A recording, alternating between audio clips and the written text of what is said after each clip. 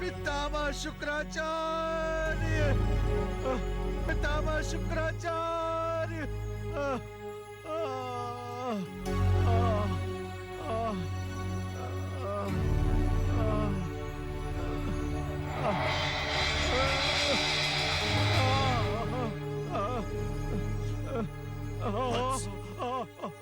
वत्स, ये क्या हुआ? कैसे हुआ ये? शुभ के अहंकार का परिणाम है पितामह। किंतु वो तो तुम्हारा मित्र है। सत्ता के मद में चूर होकर उसने मित्रता को भुला दिया है पितामह। ब्राह्मण पर प्रहार किया, उसने अपने लिए नरक के द्वार खोल लिए हैं। बहुत ही असहनीय पीड़ा हो रही है पितामह। धैर्य रखो। कुछ उपाय कीजिए पितामह। धैर्य रखो, सब ठीक होगा। धैर्य रखो।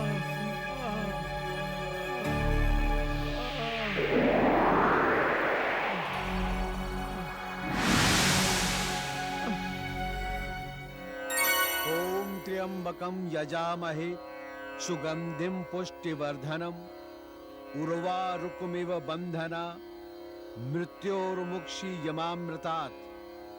ओम त्र्यंबकम यजामहे सुगंधिम पुष्टिवर्धनम उर्वारुकमिव बंधना मृत्योर्मुक्षी यमामृतात्। ओम त्र्यंबकम यजामहे सुगंधिम पुष्टिवर्धनम उर्वारुकमिव बंधना मृत्योर्मुक्षी यमामृतात्। ओम त्र्यंबकम यजामहे सुगंधिम पुष्टिवर्धनम उर्वारुकमिव बंधना मृत्योर्मुक्षी यमामृतात्। ओम त्र्यंबकम यजामहे सुगंधिम पुष्टिवर्धनम उर्वारुकमिव बंधना मृत्योर्मुक्षी यमामृतात्। ओम त्र्यंबकम यजामहे सुगंधिम पुष्टिवर्धनम उर्वारुकमिव बंधना मृत्योर्मुक्षी यमामृतात्। ओम त्र्यंबकम यजामहे सुगंधिम पुष्टिवर्धनम उर्वारुकमिव बंधना मृत्योर्मुक्षी यमामृतात्। ओम त्र्यंबकम यजामहे सुगंधिम पुष्टिवर्धनम उर्वारुकमिव बंधना मृत्योर्मुक्षी यमामृतात्। ओम त्र्यंबकम यजामहे सुगंधिम पुष्टिवर्धनम उर्वारुकमिव बंधना मृत्योर्मुक्षी यमामृतात्।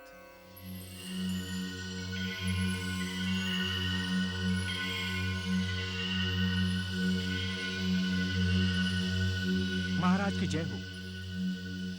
महाराज, एक अद्भुत दृश्य देखा है मैंने। हमारे राज्य में सामान्य कुछ है ही नहीं। कहो गुप्तचर, क्या देखा? महाराज, ऋषिवर दधीच तप कर रहे हैं। दधीच तप? इसमें अद्भुत क्या है गुप्तचर?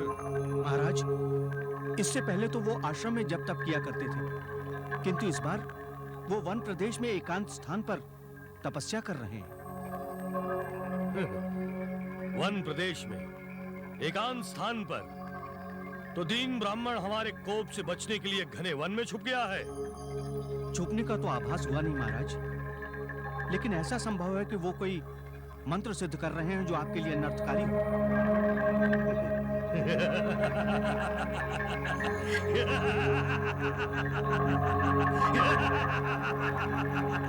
वो क्या अनर्थ करेगा? उसे तो मेरे भाई ने भक्त बना दिया है। अपने तपोबल का अहंकार था उसे, मेरे बल का ज्ञान हुआ तो भक्ति का पाखंड करने बैठ गया। उससे कहो, अभी तो उसका एक हाथ काटा है। अगर हमारे राज्य की सीमा से पलायन नहीं किया तो उसका सर भी काट दिया जाएगा। परंतु महाराज, उनके तो दोनों हाथ अपने स्थान पर हैं। क्या कह रहे हो? क्या तुम्हारी दृष्टि क्षीण हो गई है?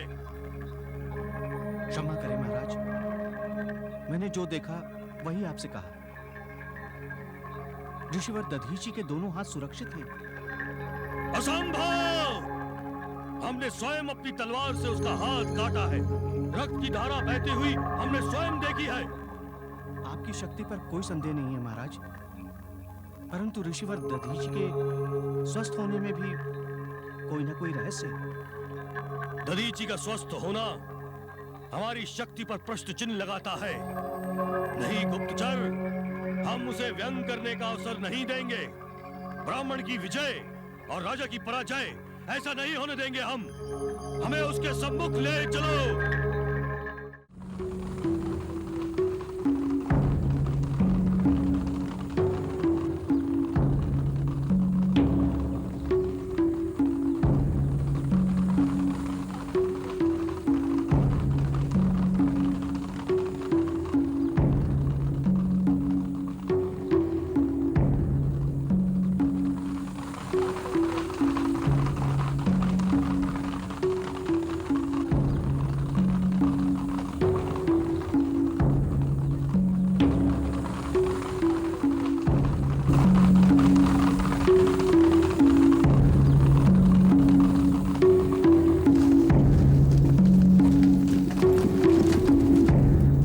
ये देखिए महाराज,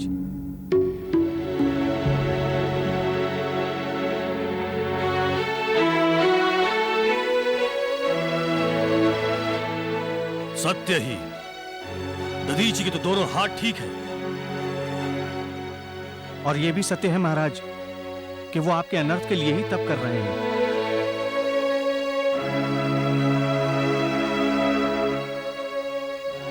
तो फिर इस सत्य को आज इस सात्विक के साथ ही समाप्त किए देता हूं।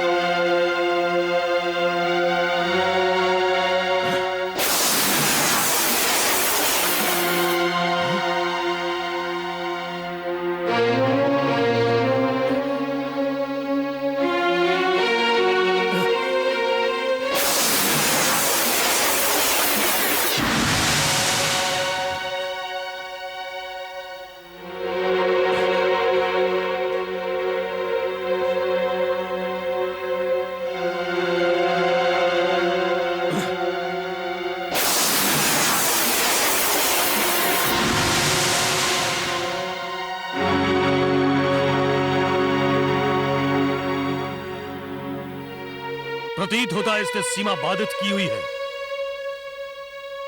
परंतु आज इसका सर धड़ से पृथक किए बिना मुझे शांति नहीं मिलेगी।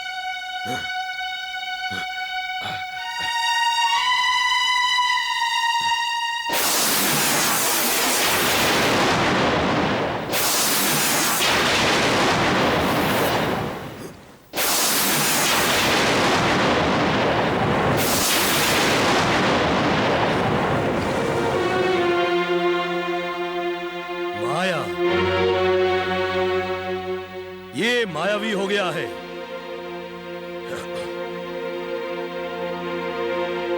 किंतु दधीची, मैं इतना शीघ्र पराजित नहीं होऊंगा, कदापि नहीं। चलो।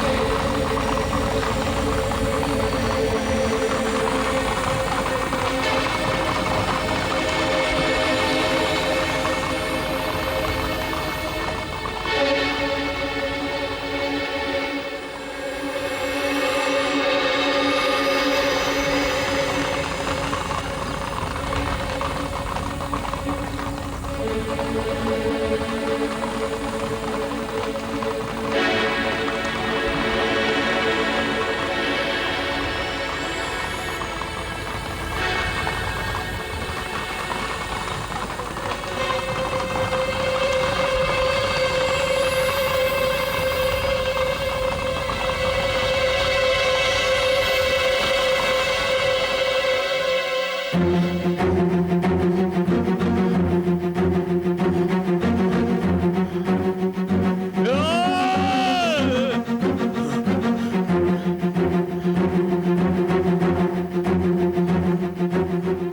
सामान्य ब्राह्मण ने मेरे पौरुष का उपहास उड़ाया, मेरी शक्ति को निष्प्रभावी कर दिया।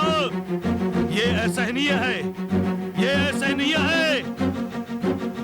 इसका उत्तर देना होगा राजा इक्षु, इसका उत्तर देना होगा। हे इंद्रदेव, मुझे दर्शन दीजिए, मुझे दर्शन दीजिए इंद्रदेव, मुझे आपकी आवश्यकता है। मुझे दर्शन दीजिए इंद्रदेव, मुझे दर्शन दीजिए देवराज।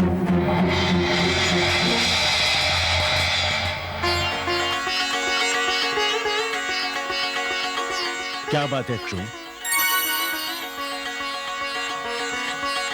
तुम इतने क्रोधित क्यों हो? एक राजा को यदि सामान्य व्यक्ति परास्त कर दे तो उसे शांति नहीं मिलती, लोक में लज्जित होना पड़ता है। राजा संसार में दूसरों के लिए प्रेरणा का स्रोत बनता है, प्रजा में जीवन की दिशाएं निर्धारित करता है। राजा ही यदि अपना आत्मसम्मान खो देगा तो कौन उसकी आज्ञा का पालन करेगा? उसके वचनों में शब्द रह जाएंगे, अर्थ नहीं। अतः हे इंद्रदेव, मुझे आपकी सहायता चाहिए। तुम्हें हमारी क्या सहायता चाहिए? मुझे आपका वज्र चाहिए देवराज। वज्र? हाँ, आपका वज्र, वो वज्र जिसके प्रहार से पाषाण भी चूर चूर हो जाता है, जिसके स्पर्श मात्र से प्राण भी कांप उठता है। मुझे आपका वज्र चाहिए। वज्र तो हम तुम्हें दे सकते हैं, परंतु हमें संदेह है कि कहीं तुम उस वज्र का अनुचित प्रयोग ना करो। मैं अपमान की अग्नि में होम हो रहा हूं, क्या यह अपमान सहना उचित है? नहीं क्षुभ, अपमान तो आत्मा को कलुषित कर डालता है। तो मैं भी जो करूंगा वो भी उचित होगा इंद्रदेव। मुझे आपका वज्र चाहिए देवराज।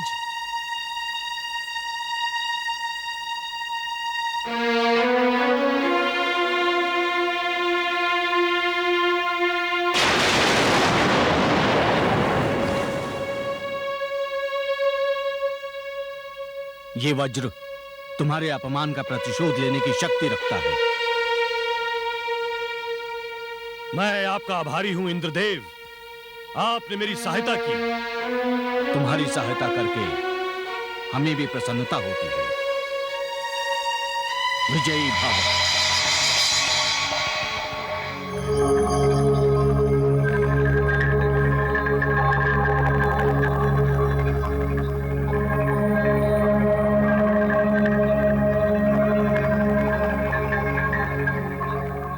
दधीचि, अब तुम जीवित नहीं बचोगे। ओम त्र्यंबकम यजामहे सुगंधिम पुष्टिवर्धनम उर्वारुकमिव बंधना मृत्योर्मुक्षीयमामृतात्। ओम त्र्यंबकम यजामहे सुगंधिम पुष्टिवर्धनम उर्वारुकमिव बंधना मृत्योर्मुक्षीयमामृतात्। ओम त्र्यंबकम यजामहे सुगंधिम पुष्टिवर्धनम उर्वारुकमिव बंधना मृत्योर्मुक्षीयमामृतात्।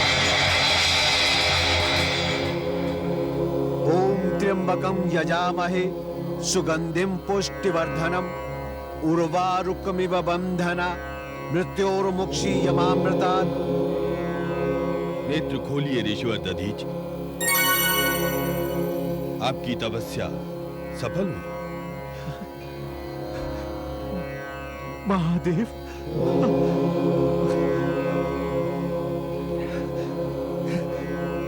देवाधिदेव, मैं धन्य हो गया। देवाधिदेव, मैं धन्य हो गया। आपने मेरी प्रार्थना सुन ली। भक्तों की पुकार तो सुननी ही पड़ती है।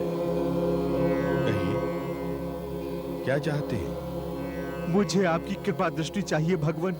ब्राह्मण पर तो कृपा दृष्टि सदैव ही रहती है। मुझे आपकी विशेष कृपा की आवश्यकता है भगवान। मैं आपसे 3 वर चाहता हूँ। उसके अधिकारी तो आप महामृत्युंजय का जप करते ही हो गए। मांगिए, क्या वर मांगते हैं आप? भगवान, मेरा शरीर वज्र की भांति हो जाए। मेरा कोई वध ना कर सके और मुझ में कभी दीनता ना आए। तथास्तु।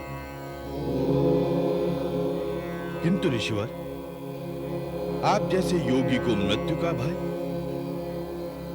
आश्चर्य है। मुझे मृत्यु का भय कदापि नहीं है भगवान, क्योंकि मृत्यु ही जीवन का एकमात्र शाश्वत सत्य है। तो यह अवध्यता का वर क्यों? अवध्यता का अर्थ यह नहीं प्रभु कि मृत्यु नहीं होगी। मृत्यु तो निश्चित है। आपकी स्तुति करते करते मृत्यु को प्राप्त हो जाऊं तो मुझे कोई कष्ट नहीं होगा प्रभु, परंतु मैं किसी के प्रहार से अकाल मृत्यु नहीं चाहता। महामृत्युंजय के जप के पश्चात अकाल मृत्यु की संभावना ही नष्ट हो जाती है। अब तो मोक्ष भी कठिनाई रहित हो गया है। आपकी दया है प्रभु।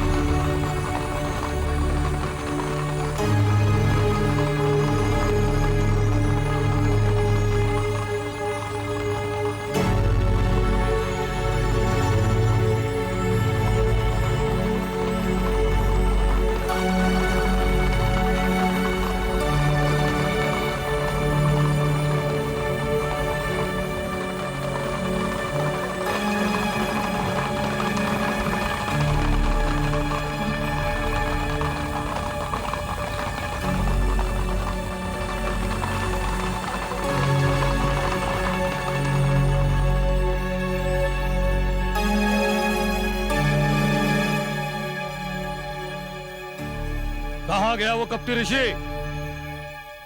ढूंढो उसे।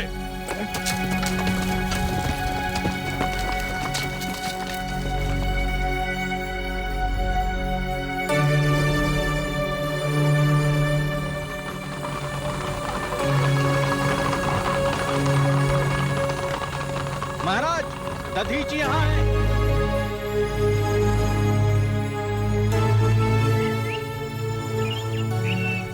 कहां तक भागोगे दधीची? इस वन प्रदेश का एक एक वृक्ष, एक एक लता राजा शोक के अधिकार में है। निष्प्राण पर अधिकार तो बालक भी कर लिया करते हैं शुभ। राजा शोक तुम्हारे प्राण भी अपने अधिकार में ले सकता है दधीची। मैं इन गुप्तचरों की भांति तुम्हारा दास नहीं, मैं स्वतंत्र हूँ। स्वतंत्र केवल मैं हूँ, केवल मैं। इस प्रदेश की वायु तक मेरी दासी है। सत्ता के मद में तुम अपने अधिकारों की सीमाएं भूल गए हो राजन। मेरी बात मानो, टकराव की स्थिति उत्पन्न मत करो। कायरों की भांति उपदेश मत दो। उपदेश देना ब्राह्मण का धर्म है और इस समय एकमात्र कर्तव्य भी, क्योंकि मैं जानता हूं तुम्हारा क्रोध तुम्हें पतन के मार्ग पर ले जाएगा।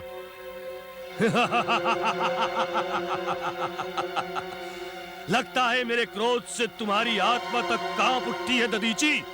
तुम्हारे क्रोध से मेरा कुछ नहीं होने वाला है शुभ।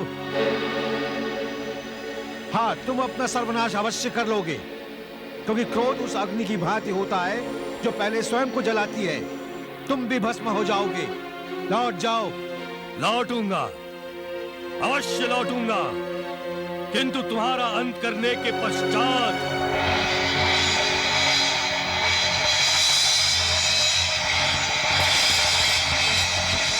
अब यदि बच सकते हो तो बचो दधीची।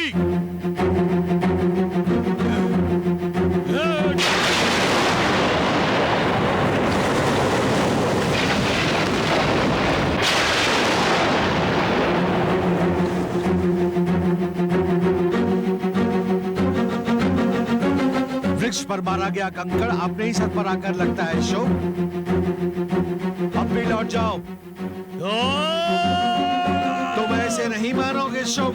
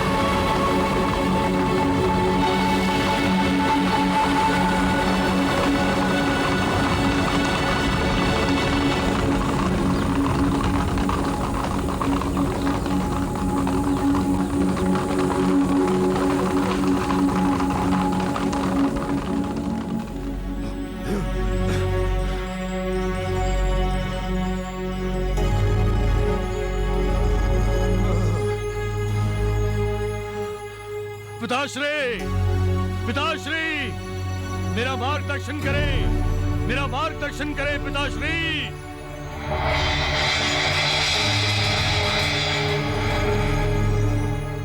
आयुष्मान भव पुत्र। क्या बात है वत्स? आपने मुझे क्या लज्जित और अपमानित होने के लिए संपूर्ण ब्रह्मांड का अधिष्ठाता बनाया है? नहीं पुत्र, मैंने तो सदैव तुम्हारा हित चाहा है। तुम्हारा सम्मान तो मेरा गौरव है। तो फिर मेरी निंदा आपका उपहास क्यों नहीं है?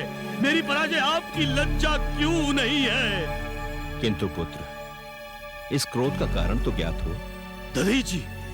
दधीची मुझसे अधिक बलशाली कैसे हो गया? उस भीरु तुच्छ दधीची ने आज मुझे भी परास्त करने की शक्ति कैसे प्राप्त कर ली पिताश्री? वो ब्राह्मण है पुत्र, उन पर देवादिदेव शिव की विशेष कृपा है। तो क्या मैं कृपाहीन हूँ? क्या देवादिदेव शिव से आपकी शक्ति कम है? हम एक दूसरे की शक्तियों का विश्लेषण नहीं करते पुत्र, और ना ही हम में कोई प्रतियोगिता है। किंतु मेरी और दधीची की तो प्रतियोगिता है। हम दोनों एक दूसरे के सम्मुख शत्रु बनकर खड़े हैं। आप कोई ऐसा यत्न कीजिए कि वो मेरी प्रभुता स्वीकार कर ले, मेरी महानता का गुणगान करे।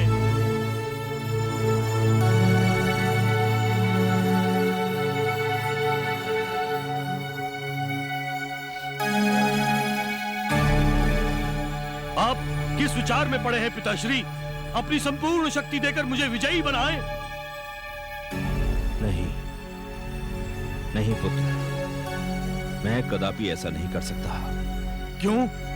क्या आप में सामर्थ्य नहीं है? प्रश्न सामर्थ्य का नहीं है, प्रश्न है लोक व्यवहार का। लोक व्यवहार? कैसा लोक व्यवहार? तुम मेरे पुत्र हो। यदि मैं तुम्हारे पक्ष में कोई भी निर्णय लेता हूं तो पक्षपाती कहलाऊंगा। लोक परलोक में मेरे प्रति यही भावना उपजेगी कि मैंने पिता होने के नाते पुत्र का पक्ष लिया। मेरी छवि धूमिल हो जाएगी पुत्र। आप अपनी छवि के लिए पुत्र की छवि मिटा देंगे। पिता तो पुत्र के लिए सीमाएं लांघ जाता है। आप लोग व्यवहार के घेरे में जकड़े खड़े हैं।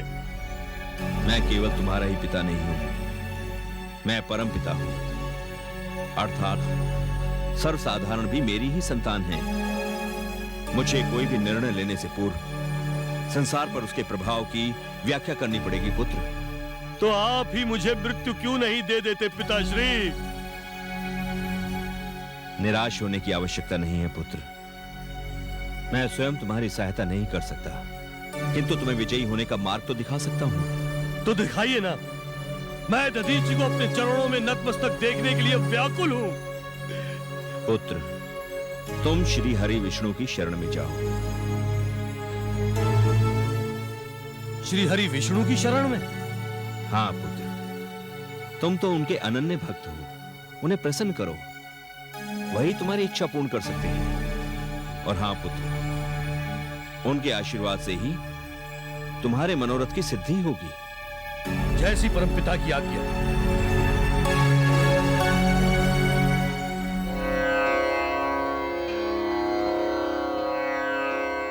ब्रह्मदेव का पुत्र राजा क्षुभ अज्ञानवश मेरे विष्णु रूप की भक्ति और शिव रूप की भक्ति की तुलना कर बैठा। भक्तों के वश में सदैव रहने वाले विष्णुदेव का परम भक्त राजा क्षुभ अब शिव भक्त दधीची को दंड दिलाने की अभिलाषा लिए क्षीर सागर पर पहुंच गया और अपने इष्ट देव को प्रसन्न करने के लिए उनकी स्तुति करने लगा। ओम नमो भगवते वासुदेवाय। ओम नमो भगवते वासुदेवाय। ओम नमो भगवते वासुदेवाय। ओम नमो भगवते वासुदेवाय। ओम नमो भगवते वासुदेवाय। नेत्र खोलो वत्स।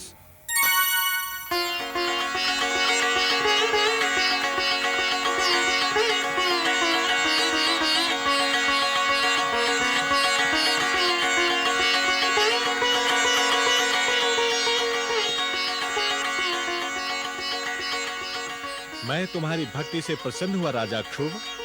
मांगो वत्स, क्या वर मांगना चाहते हो? आप सर्वत्र हैं, सर्वज्ञाता हैं, सबके हृदय में वास करते हैं, अतः मेरी मनोकामना से भी अनभिज्ञ नहीं होंगे आप श्री हरि। क्या तुम्हारी मनोकामना उचित है? उचित तो दधीची का दंभ भी नहीं है श्री हरि। मेरी दृष्टि में दधीची के दंभ का कारण तुम्हारा दंभ है। मेरा दंभ? हाँ राजन, वाद विवाद में शस्त्र उठा लेना दंभ और उत्तेजना का ही परिणाम है। विचारों में भेद का अर्थ शत्रुता नहीं होता। वाद विवाद से पूर्व मस्तिष्क को इतना स्वतंत्र होना चाहिए कि एक दूसरे के विचारों को श्रवण किया जा सके। तुमने शस्त्र उठा लिया था क्षुभ। उसने निम्न स्तर की वार्ता आरंभ कर दी थी श्री हरि। दधीची को भी तो राजा का मान रखना चाहिए था। आपको कुछ ऐसा करना है कि वो मेरी महानता स्वीकार कर ले, मुझसे भयभीत हो जाए। आपको मेरी सहायता करनी ही होगी श्री हरि। भक्तों के वश में भगवान निरुत्तर होता है, सो तुम्हारी सहायता करने के लिए मैं वचनबद्ध हूं, क्योंकि मैं तुम्हारी भक्ति से प्रसन्न होकर तुम्हें वर देने आया हूं। किंतु क्षुभ, यदि दधीची पर प्रहार हुआ तो वो अनिष्टकारी भी हो सकता है। अनिष्ट दधीची का होगा और होना ही चाहिए श्री हरि। अनिष्ट मेरा भी हो सकता है। आप तो सर्वशक्तिमान हैं, सामर्थ्यवान हैं, और एक समर्थ का अनिष्ट कदापि नहीं हो सकता। आपको मेरी भक्ति की लाज रखनी ही होगी श्री हरि। दधीची को मेरे सम्मुख झुकने पर विवश करना ही होगा श्री हरि। यह सर्वथा अनुचित है महाराज क्षुभ। उसने मेरे आत्मसम्मान को ठेस पहुंचाई है श्री हरि। आपके भक्त के आत्मसम्मान को ठेस पहुंचाई है। आपको मेरा कहा मानना ही होगा श्री हरि। आपको बस इतना करना है कि वो मुझसे भयभीत हो जाए और मेरी महानता स्वीकार कर ले। एक बात स्पष्ट समझ लो क्षुभ, कि जो जन्म के साथ ही धर्म और कर्म से भी ब्राह्मण है, उसे कहीं थोड़ा सा भी भय नहीं है। और रुद्र भक्तों के लिए तो भय नाम की कोई वस्तु है ही नहीं जगत में। यदि मैं तुम्हारी ओर से कुछ भी करूंगा तो ब्राह्मण दधीची को दुख होगा, और उनका दुख मेरे लिए अनिष्टकारी भी हो सकता है। इसीलिए मैं अकेला ही जाऊंगा और तुम्हारे लिए ब्राह्मण दधीची को जीतने का प्रयत्न करूंगा। हे प्रभु, आपके इस अनुग्रह से मेरे संतप्त हृदय को सांत्वना प्राप्त हुई है। मैं धन्य हो गया प्रभु, मैं धन्य हो गया। कल्याणमस्तु।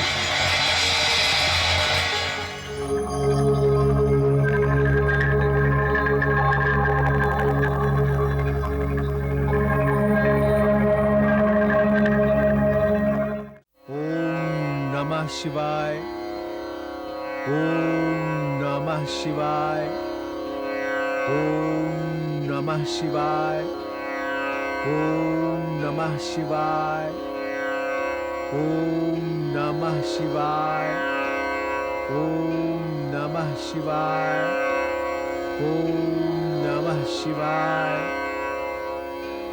भिक्षां देहि, भिक्षां देहि। द्वार पर आए साधु को इच्छित भिक्षा देकर पुण्य फल पाइए, आपका कल्याण होगा। भिक्षां देहि, भिक्षां देहि। कल्याणमस्तु। हे ऋषिवर, आप अभी भी पूजा पूर्ण करके उठे हैं। कहते हैं पूजा के पश्चात दान करने से शीघ्र मोक्ष की प्राप्ति होती है। आप सत्य कह रहे हैं साधु महाराज। कहिए, मैं आपकी क्या सेवा करूं? सदैव भगवान शिव की सेवा में तत्पर रहने वाले अविनाशी दधीची, मैं आपसे एक वर चाहता हूं। जब दाता ही याचक बन जाए, वर देने वाला स्वयं वरदान मांगने लगे, तब ये तो निश्चित है कि ये वर वो स्वयं के लिए नहीं मांग रहा है। अर्थात अब ये छल छोड़िए प्रभु श्री हरि। मैं आपको जानता हूं, आपकी भक्त वत्सलता को भी जानता हूं,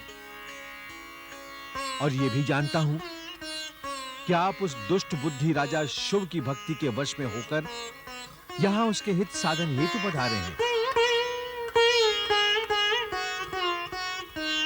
अब ये छद्मवेश त्यागिए जगदीश्वर।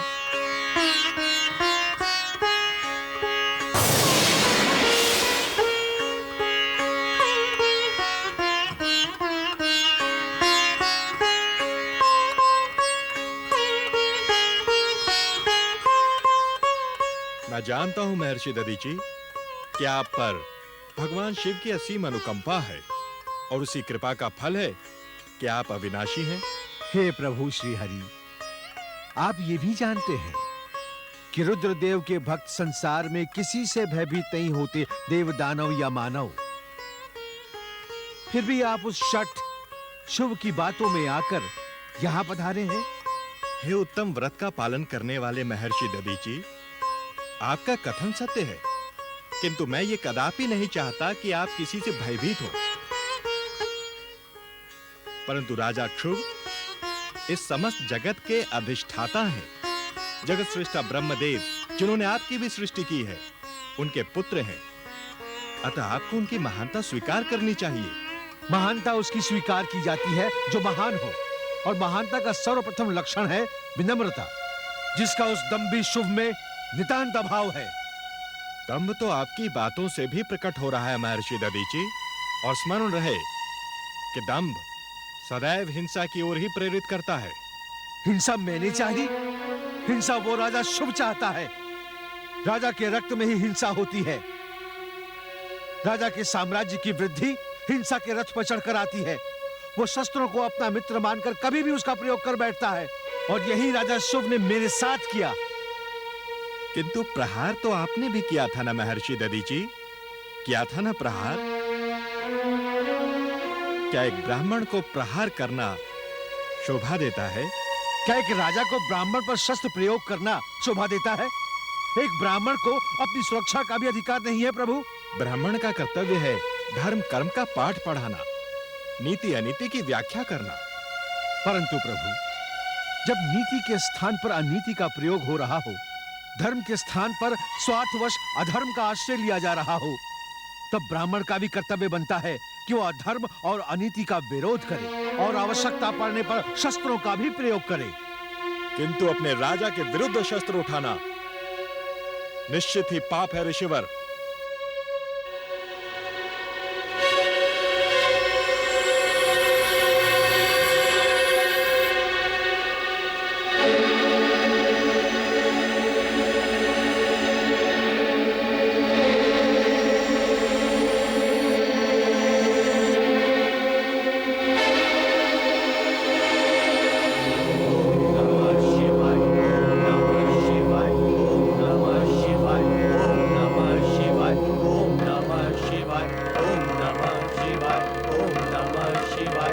दधीची!